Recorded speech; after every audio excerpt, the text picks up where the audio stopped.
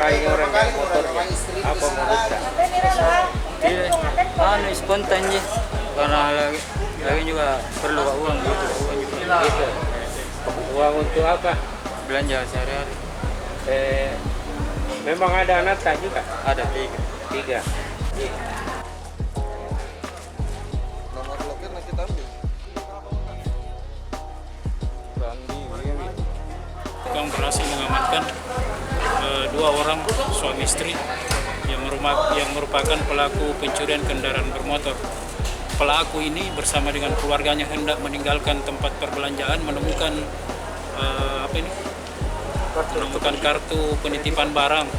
Nah, kemudian dipungut oleh si pelaku, kemudian mengambil barang daripada milik korban ini.